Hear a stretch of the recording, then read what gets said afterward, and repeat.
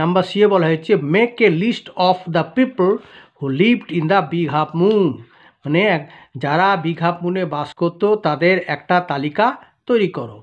তাহলে আনসার হলো কি the people who lived in the big half moon where the narrator মানে লেখিকা, হার ফাদার তার বাবা, ক্লড মানে হার ব্রাদার আর কি ভাই ক্লড, আন্ট এস্থার মানে পিসি এস্থার এবং তার মেয়ে মিমি এবং তার ছেলে Dick, Aunt Esther Mimi and ডিক।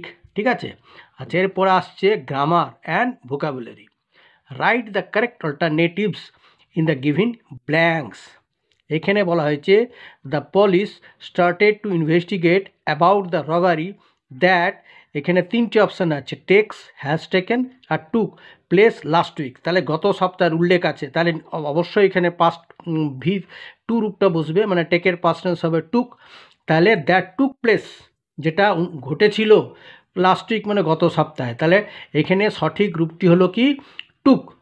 আচ্ছা বাট সো ফার দে, এখানেও তিনটে অপশান আছে ডিসকভার, হ্যাভ ডিসকভার্ড আর হ্যাড ডিসকভার্ড নাথিং। তাহলে so far but so far they have discovered nothing. They বলতে এখানে পুলিশ কোনো কিছুই উদ্ধার করতে বা কাউকে মানে অ্যারেস্ট করা বা উদ্ধার করা কোনো কিছুই করতে পারেনি, সক্ষম হয়নি। আচ্ছা নেক্সট বলা হয়েছে ডু অ্যাজ ডাইরেক্টেড। নাম্বার এতে বলা হয়েছে they have not returned yet, এখানে বিগিন উইথ হ্যাভ, হ্যাভ দিয়ে বাক্য শুরু করতে বলেছে মানে প্রশ্নবোধক বাক্য।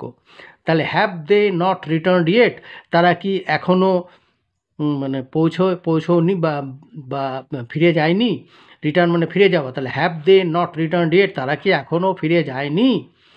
নাম্বার বি এ বলা হয়েছে Surabhi blamed her luck for